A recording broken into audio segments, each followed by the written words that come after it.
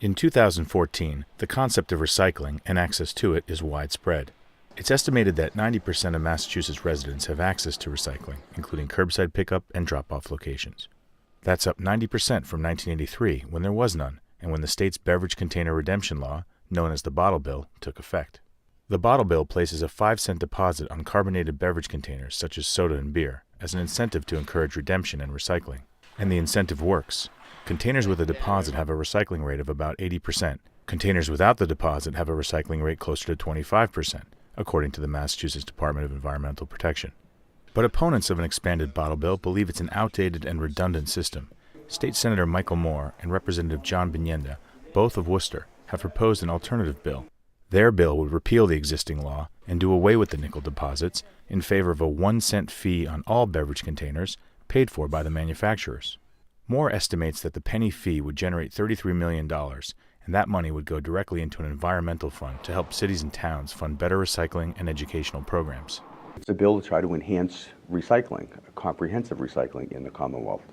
I think if you look back at the creation or the initial passage of the Bottle Bill, when it was first enacted by the legislature, I think it was a piece of legislation that was right for the time, but I think over the years we've seen the environmental benefits to it, but we've also seen some environmental negative impacts to it in the aspect that too many people look at the Bottle Bill as being the end-all be-all of recycling.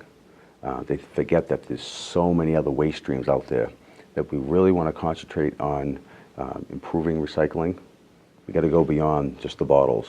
One town that has improved its recycling rate over the years, putting it in the top 5 of the Commonwealth, is Gardner, Massachusetts. We've encouraged recycling by going to single-stream recycling and having these large bins. So you have 2 bins that you roll out, and we have one of the highest recycling rates in the Commonwealth of Massachusetts. And it's not because we're smarter than everyone else, it's because we were forced to do this. We had a landfill in Gardner that generated over $1 million in revenue each year, and that landfill closed. What we did was, and this is prior to me becoming elected, implemented a pay-as-you-throw system. And we eased our way into what we have now. Pay-as-you-throw systems essentially charge a fee for garbage disposal, but allow for free or reduced rate recycling. These programs bank on the financial incentive to divert recyclable material from the garbage to the free recycling bins. Since the recyclable materials have financial value and the garbage has a fee on it, the system can be run by commercial enterprises other than the municipality, like they do in Gardner.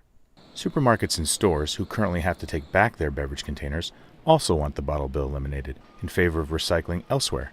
They claim the current redemption system is costly and burdensome, and the space used for redemption would be better served for the sale of other products. Chris Flynn is the president of the Massachusetts Food Association, which represents the major supermarkets in Massachusetts. Under the current bottle law, it costs 3 times as more to recycle containers through a redemption system at a food store than to put it out in your municipal recycling programs. And if you expand it with the types of containers and the classic containers they're talking about, which is, basically everything but dairy, it's going to be 4 to 5 times more expensive. Any cost that's ultimately impacted in this type of a program is ultimately going to be borne by the consumer. Flynn, Moore, and Hawk have all testified against an expanded Bottle Bill in favor of Moore's bill. To date, the expanded Bottle Bill has never made it to the House floor for a vote. Environmentalists blame a handful of politicians for obstructing the legislative process. Moore sees it as a deadlock. The last 2 budget cycles, we've had the expansion of the Bottle Bill passed in the Senate, and the House has failed to pass it. During the conference committee, they wouldn't agree to the passage of the expanded Bottle Bill. So basically right now you've got a stalemate of the two branches. So there really needs to be some sort of compromise, or there really needs to be some sort of initiative that's going to move the process forward. That initiative exists and was brought about by the Coalition to Update the Bottle Bill, which has secured the first round of signatures necessary to put the issue on the November ballot. Legislators have responded by forming a subcommittee to try and find a compromise between both sides. Their compromise proposal is due July 15th, at which point Bottle Bill supporters can either accept it or continue on with their efforts to put the issue on the ballot.